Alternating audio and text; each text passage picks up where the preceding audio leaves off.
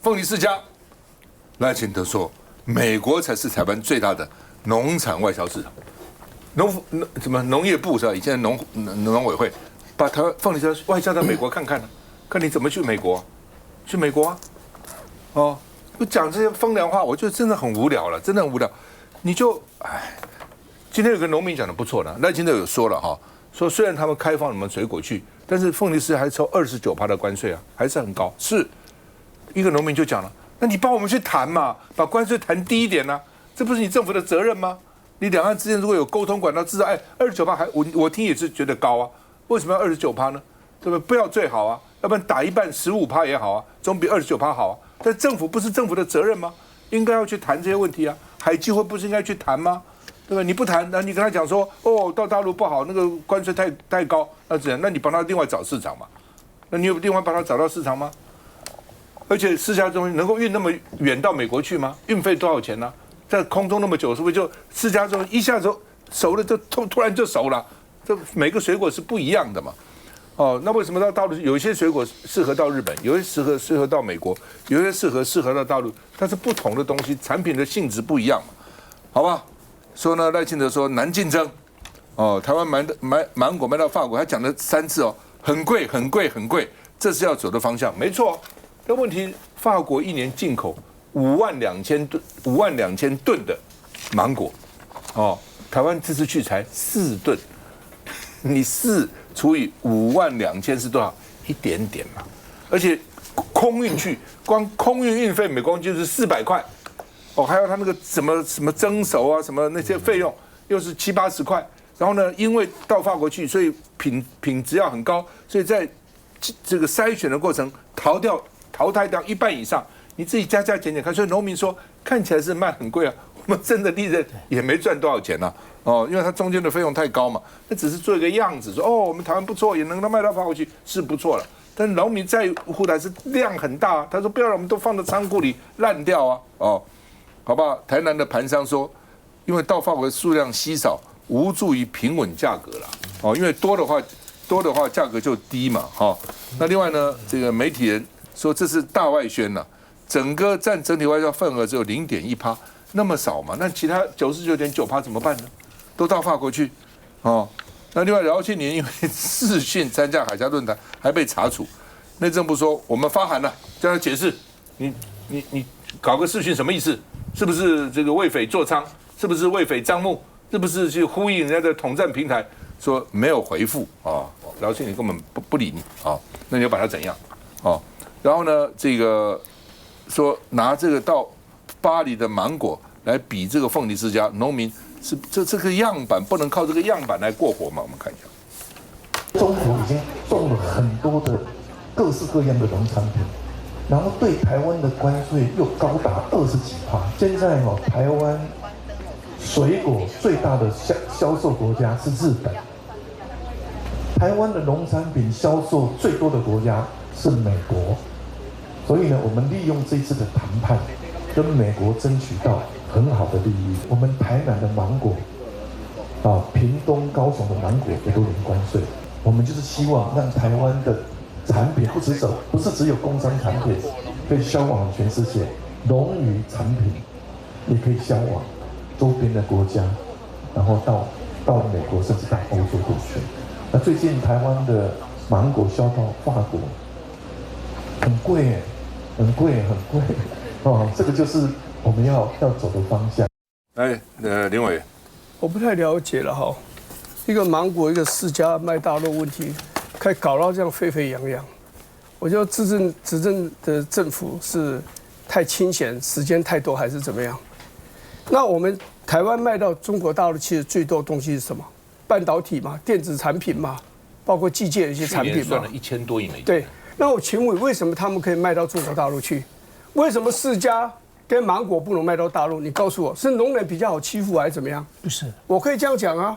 为什么台积电都可以到南京设厂，台湾那么多厂商到大陆去设厂 ？OK， 啊，农民只是卖水果去中国大陆，他们本身还未必是长期留在中国大陆，那这样为什么不可以？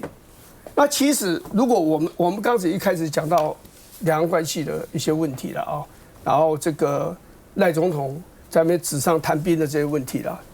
其实啊，所有的冲突、所有的战争，它的源头就是政治关系了。这是政治问题嘛？要么我问越南，越南1979年跟中国大陆打这个边境战争打得多么的猛烈。1988年3月14号又在西沙打了一场战争，海战也打得很壮烈。那为什么他们现在这么要好？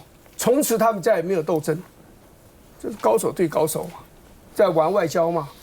那我要讲的一件事就是说，我们现在卖释迦、卖凤梨到中国大陆去，就某点来讲，这也是一种交流嘛，这也是一种沟通嘛。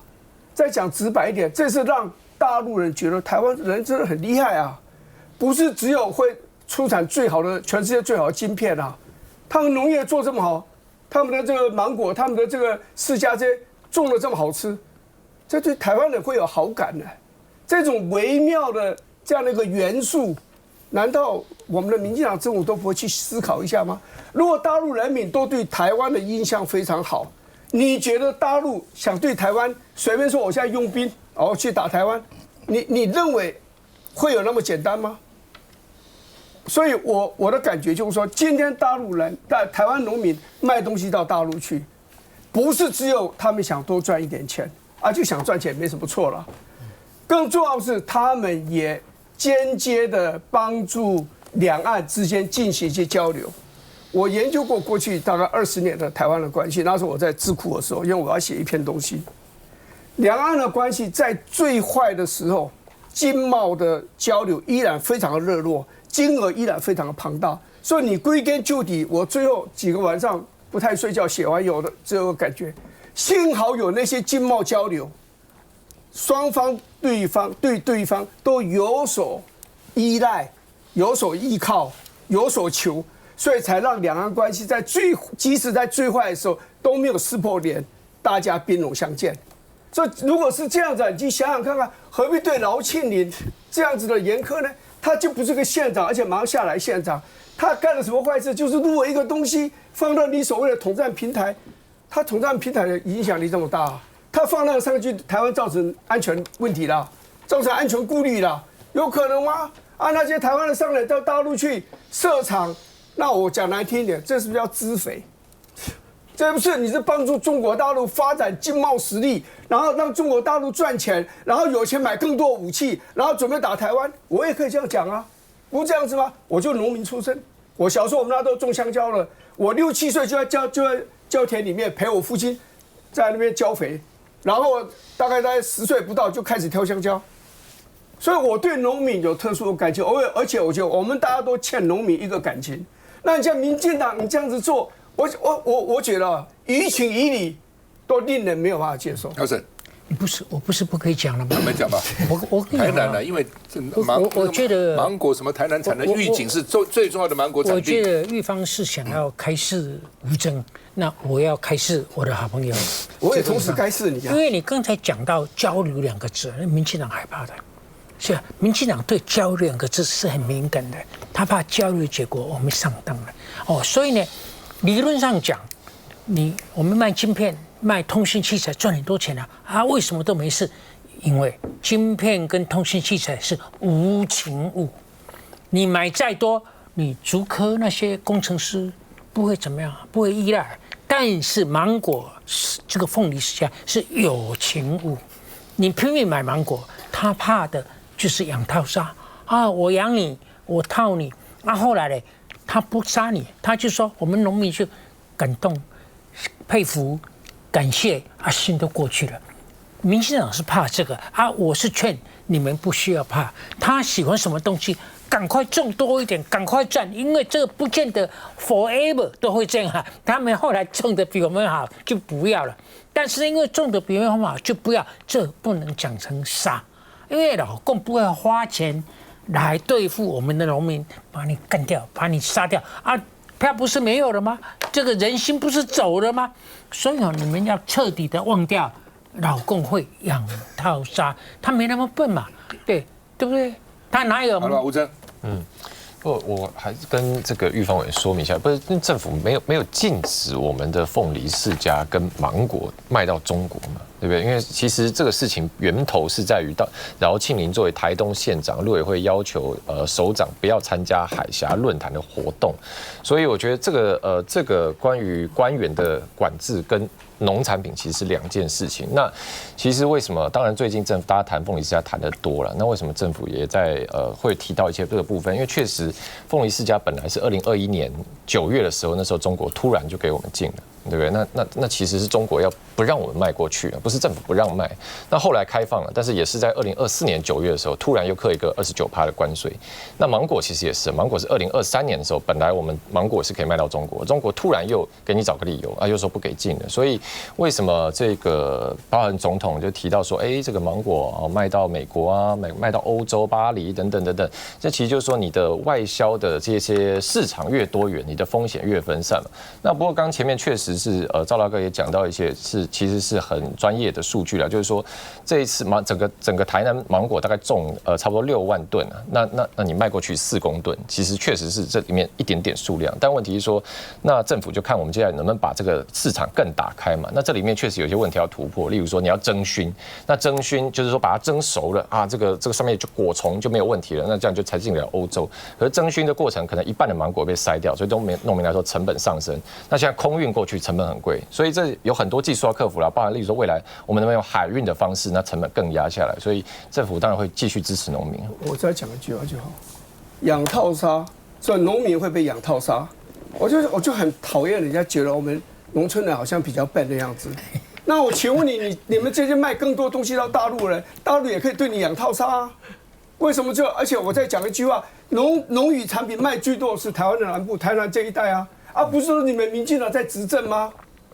那这些农民们还不是很多都投票给你们民进党吗？那证明他的养套杀不成功。如果成功，你们赖清德怎么可以选上台南市市长呢？而且还干了2任呢？所以我觉得这些都是没有道理的。一切归于香蕉也好，芒果啦、凤梨什么都不管，就是在商言商，政治跟商业就把它区分开来。然后呢，我就要当有县长，他用尽方法要帮台湾的农民，帮他的县民，台东县县民推销产品，我觉得是天经地义的事情。基本上这样哈。台湾如果能争取到大陆的民心，都觉得台湾不错，那个比什么几千亿的国防武器都有效。如果大陆人都觉得说台湾这么好，台湾人这么好，台湾的产品这么可爱，用飞弹打人家，大陆去打人家，这大陆人都会反对，这才是对台湾最大的保障。好，我们再看，你现在要处罚饶庆铃，你不准他去，他就没去啊，他录个影啊是怎样？你规定他不准录影吗？那你就规定清楚，你自己没想到，你没想到饶庆铃会想到录影这一招，那你处罚他什么东西？这是一个。你要处罚那个当时规定的人，他怎么那么笨？没想到人家有这一招，这是第一个。第二个，饶庆铃他发一个，就用一个这个视讯，对台湾有什么损失？大家都在比哦，人才也在比哦。我常常会看国台办那个主任国台办有些局长啊，我会讲这些局长好像还不错哦，年纪轻轻，学历很高，谈吐也不错，你会觉得原来以前你觉得那个匪干好像哇都是面目狰狞，现在人家新一代出来的人也都不错哦。这对我们来，他就是他的人嘛，中性以人才为本。同样的，他也在看台湾的人啊。一个女县长，台东，对不对？长得也不错，谈吐也不错。然后呢，为他的县民，为他马上要下台了，为他的农民这样的努力来争取，你觉得影响会不好吗？印象也不错啊，让人觉得台湾人也不错啊。这就是彼此都在比嘛，比各种东西，人才也在比啦。所以我们出来的人，选出来的人，我们这个官员讲的话，有条不紊，合理，然后那个样子要好，风度要好，仪表要好，对他来讲也是吸引大陆人觉得台湾真的不错，这么小的地方有这样的人也不错啊。休息一下再回来。你被你所干。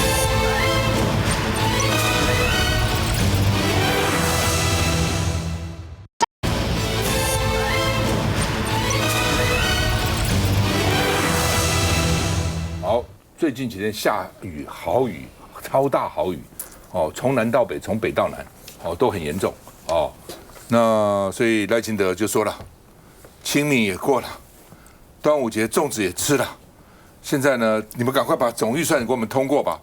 中央拿什么救灾啊？哦，现在很多地方要救灾，怎么救？哦，左荣泰说立法院赶快通过治水预算，不要拖哦。黄伟哲说冒雨勘察，说治水预算应该优先过关，因为呢，这个三爷溪，台南有个三爷溪水位飙升，哦，各地其实都很惨的啊。那另外呢，这个民进党就骂8个国民党委员，说你们好意思选县市长，因为这8个委员是要去选县市长的。将来这个救灾都地方很重要的事情，救命钱都被你们卡死了哦。那这个国民党就说你在讲什么？去年有3兆多的预算，你们可以用啊，对不对？都可以用，为什么不能用呢？哦，那民进党就说挡我们的救命钱，说三道四，乱讲一通哦，什么3兆多？那国民党党团书记长林佩祥就说你是指鹿为马嘛，你们政院才是卡关的元凶，我们哪会影响你们救灾的预算呢？对不对？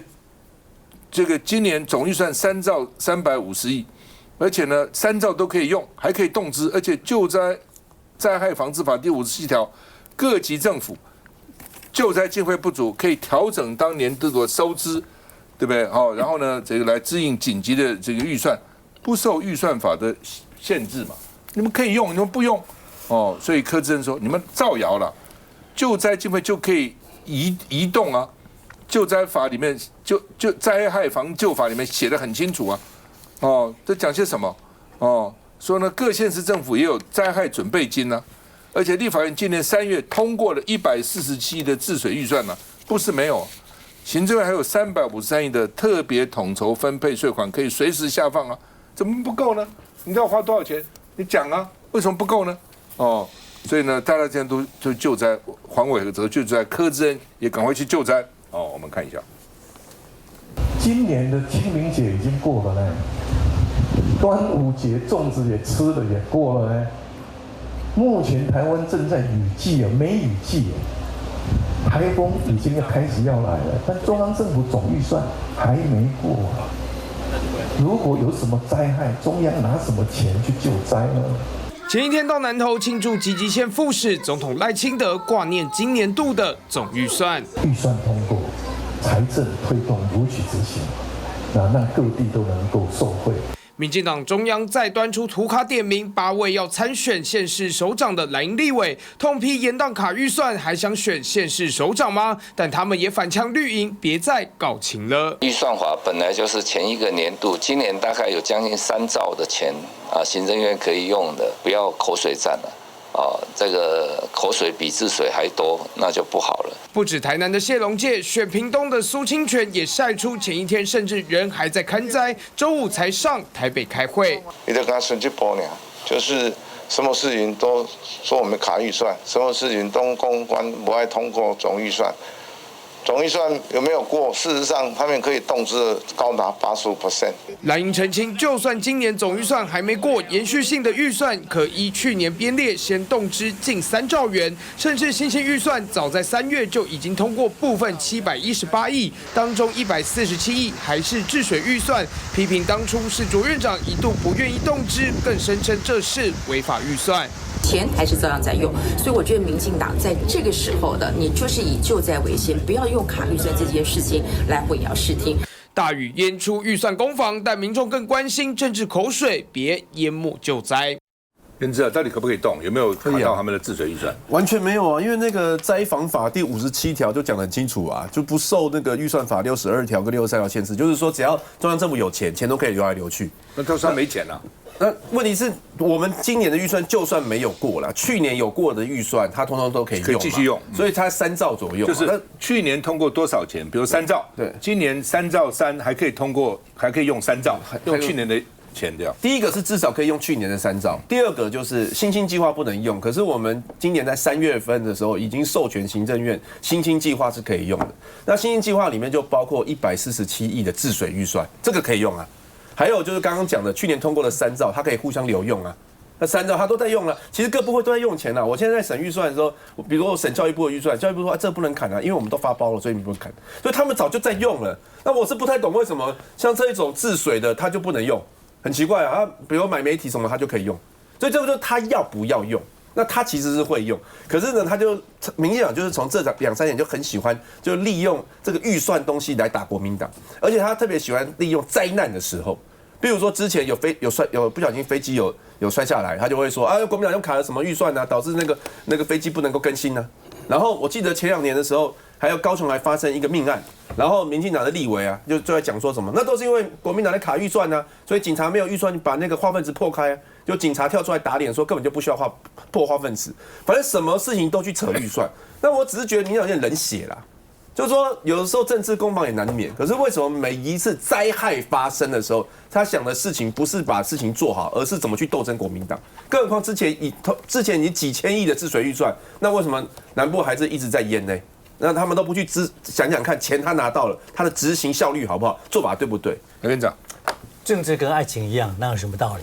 如果讲道理就不是政治了，政治当然是放屁做红胎，放油做追灾嘛，啊，把小事情扩大了无限。理论上，刚刚严局所讲的是完全正确。第一个就是救灾防治灾害防治灾害防救法第57条规定啊，既有灾害防治经费不足时，各级政府可调整当年度收支，以缓济急。用于灾害应变及复原重建之用，这很清楚啊。那确实去年的预算可以用，不过去年预算3兆多，也不是全部能够用，它还是有些限制啊。所以其实赖总统是过度的解读啦啊，他可以解读更精准一点，因为资源都在你手上嘛啊，所以你要把它解读都没有钱，这个有点过度的夸张了，有点过度夸张。那中央所获3亿元是不是都可以自由动用？也未必，它只能动用到跟治水有关的，所以就算是3兆，也不完全都可以使用了。所以可以看得出来，就是说赖总统说，政府完全没有钱可以用，这不对，应该是说新增治水计划1000多亿呢，目前没有通过，这是对的。但是政府完全没有钱可以救灾，这是错的。那再来讲说，把紧急救灾防治法呢，紧急救灾仍可动之说成预算延宕，完全不影响治水，这也有点需要修正了，因为预算延宕基本上还是会影响得到治水的一些计划措施了。不，基本上大家可能搞不清楚什么叫做去年3兆，今年可以用，就是去年预算编了3兆，已经用掉了。今年新编的预算里面，跟去年一样的3兆，今年还虽然立法院没有通过，还是可以用。不是用去年的3兆，是新的没有审议过的预算里面的3兆，它还可以继续用，不是把以前的拿来用，是现在还可以用去年那个额度哦。另外的这个淹水的这个救灾防洪的计划，我是一直不解的哈。我们每年都编了一大堆钱，这个治水，你去看看那治水加起来，历年来几千亿，可能都上兆了，无效，怎么每年都淹水呢？到底怎么回事呢？治得不好，那个钱到底？从大雨怎么搞到现在，水都治不好，那个钱用在哪里了？他有没有偷工减料？有没有跑到私人荷包里？有没有层层剥削？调查局，这个法务部检察官，你好好查这个，那个钱都用到什么地方去了？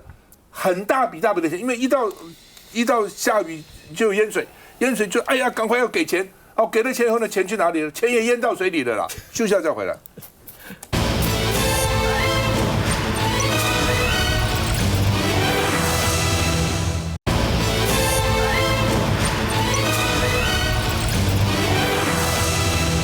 因为台北市这个也淹蛮多地方，你说内湖，内湖有很多地方淹得蛮凶的哈，所以呢，这个网络就说灌爆蒋万安的脸书，蒋万安认了，说的确有些地方可以做得更好啊。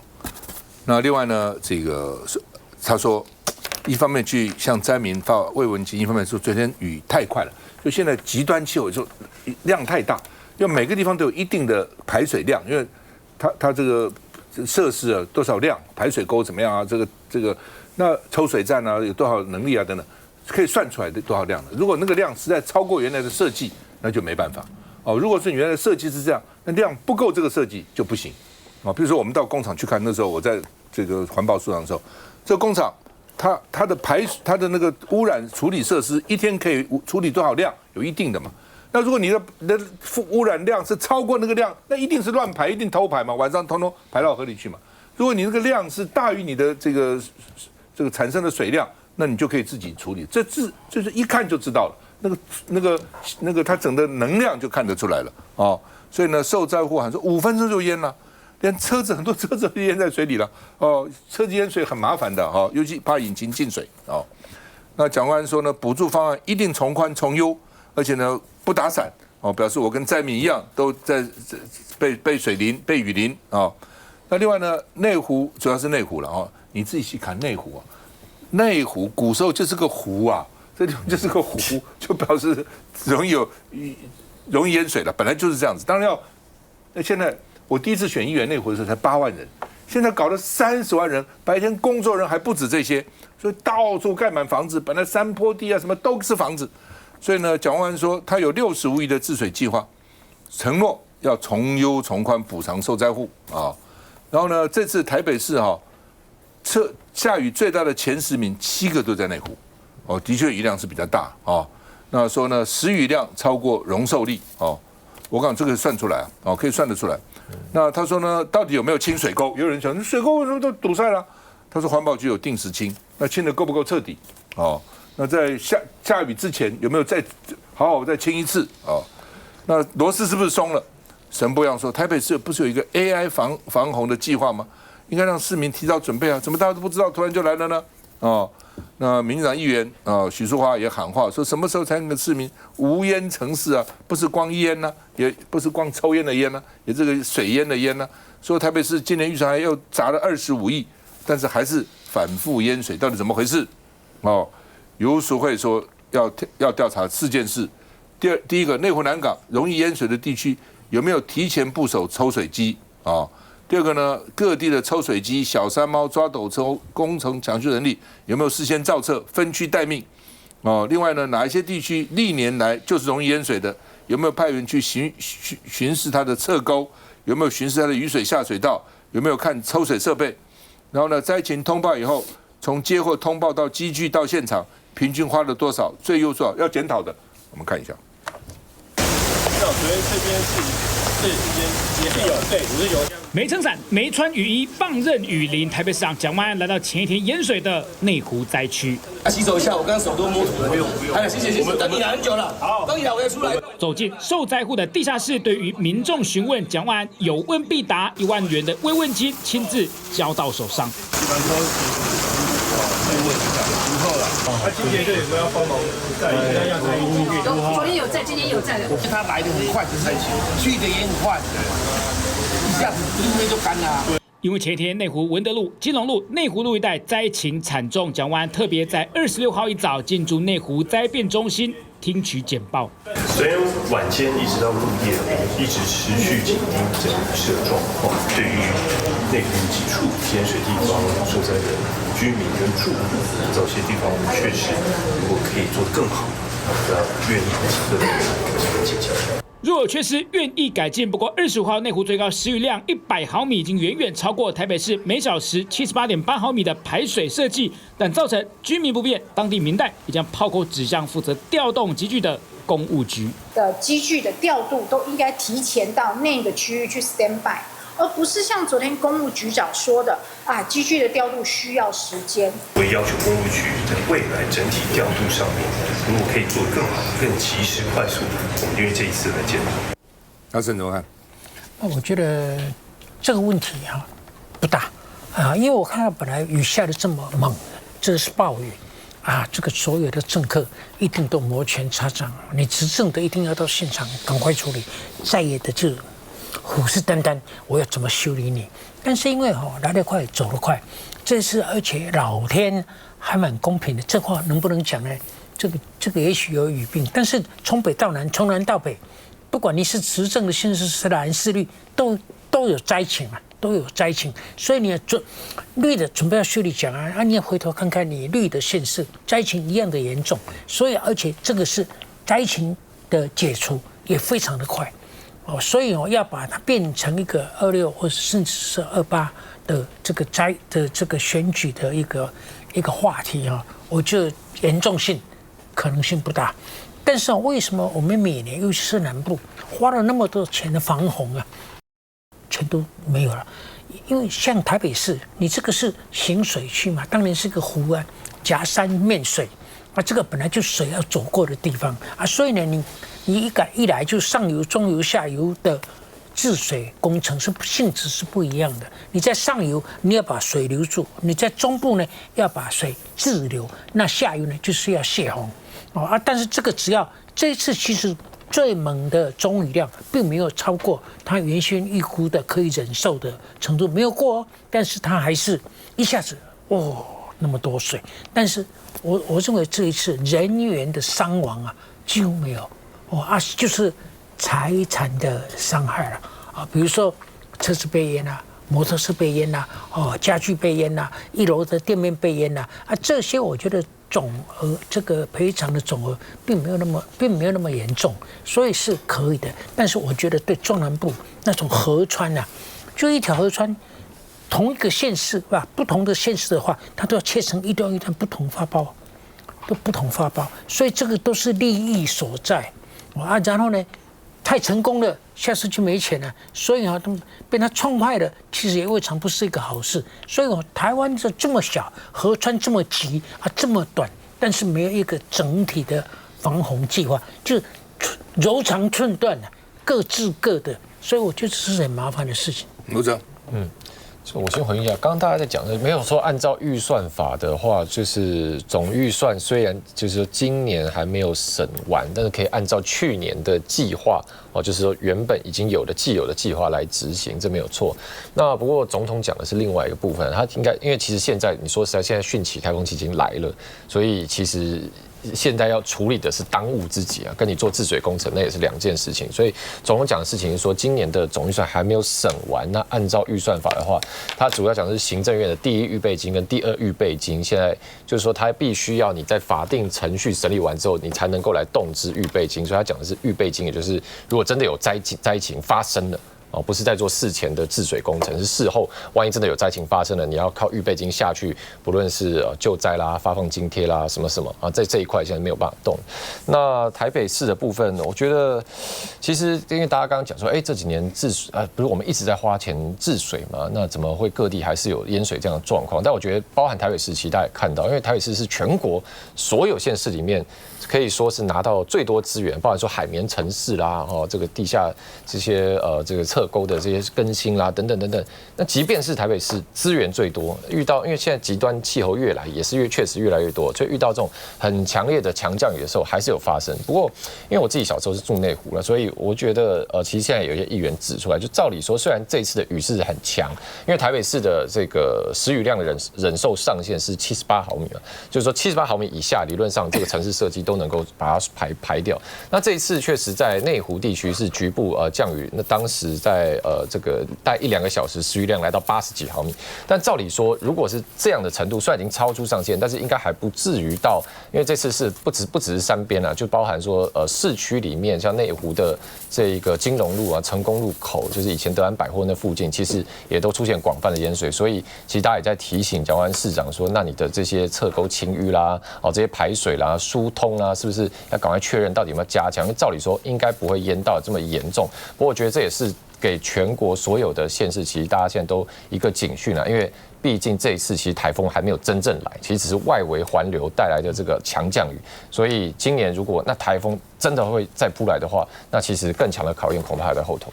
蒋万安说他要投入65亿要把这个刚刚讲的说这个每小时这个78.8毫米提升到88.8毫米的容受力，耐受这个下雨的力量来，院长。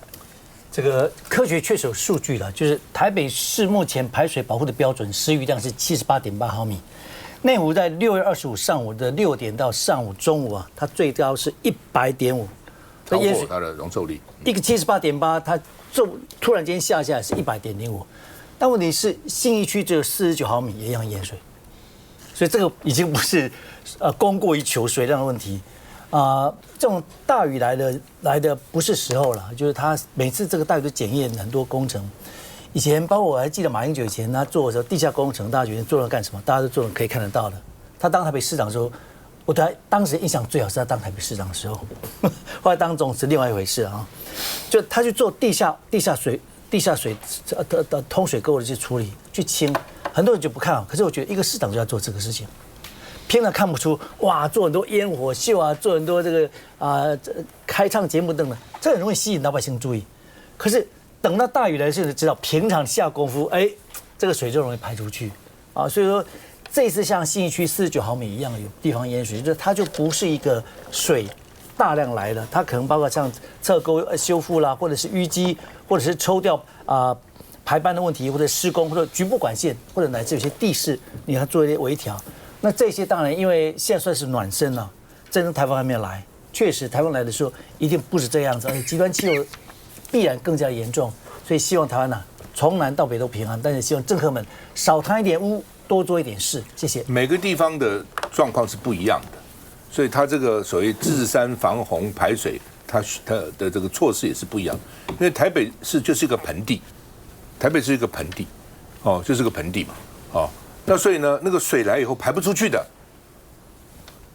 真的下大雨的时候，基隆河、淡水河的河床的水是高于台北市的，那怎么办呢？所以你看台北市4处都是堤防，很可惜，但又不得不做，因为一有堤防，你那种美丽的风景啊、河景就看不到了嘛，所以所以它就都是高，所以台北市叫做高堤政策，把堤防做起来，那下雨的时候怎么办呢？抽水机抽出去，所以各地有抽水站。那但是呢，抽水站你水要排到抽水站啊，所以这个时候水沟啊什么就要畅通，就像我们的血管要畅通，不能堵塞嘛。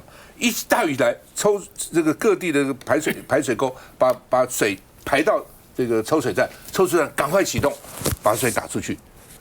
记不记得很多年以前有一次政大那边淹水淹得好厉害，后来我去看啊，我是当事员啊，我说怎么会淹成这样？他排水机、抽水机被水淹了。我说你搞什么鬼？抽水机要抬高嘛，你搞在1楼，水一来，突然抽水机淹了。就养兵千日，用在一朝，这没用了。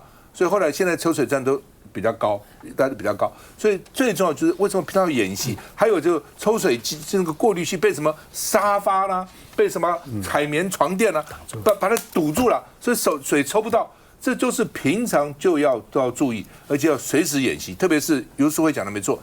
明明知道大雨要来，在大雨来之前，一定要打通抽水站、抽水机能不能运用，一定要搞清楚。休息一下再回来。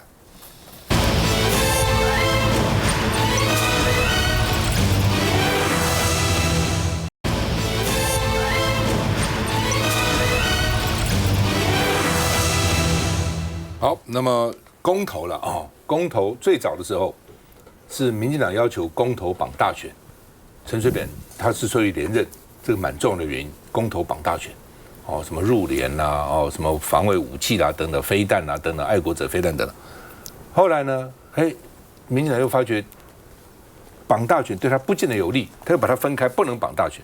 然后现在蓝白又决议把公投又可以绑大选好，那么所以呢，今年9合1选举要不要有全国性的公投？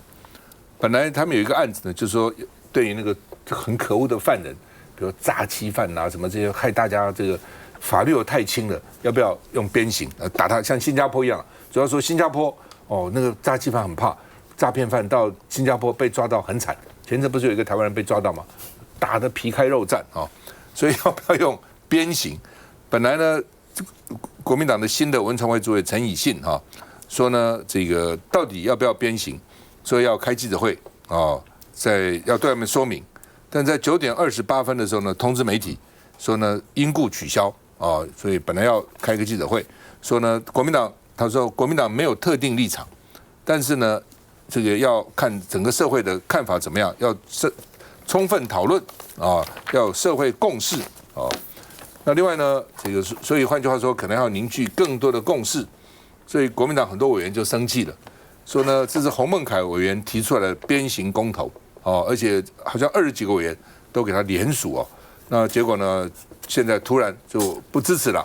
洪孟楷也说无法理解，说呢他会持续推动该做的严刑峻法，要乱适用重点。我们有25个委员提案那认为说呢，这是补足程序正义要追求公平正义，因为很多时候呢，这个我们的法律呢是不够的。所以有时候打你一鞭这个让你警惕。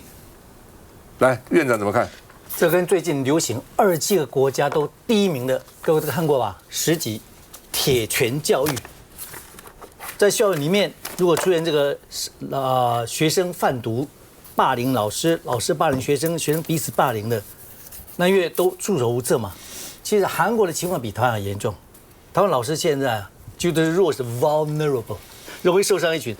大概是5月多，还有那个高雄的老师啊，受不了压力，直接跳楼自杀啊！大家在网络上哀悼他，哀悼就过了，今天公祭，明天忘记。所以铁拳教育能不能让这种乱适用重点真的实现？我觉得不可能，因为台湾现在走不回去了啦，连杀人犯都是要废死，你怎么可能用鞭刑呢？啊，不太可能。我觉得说，你与其啊去提这个鞭刑，跟我们的民俗风情不太习惯，那是有点比较封建或者是集权的方式，跟台湾现在走到民主这种程度几乎是不太相称的。所以你与其说鞭刑，不如既然现在蓝白立委是多数嘛，回去修法。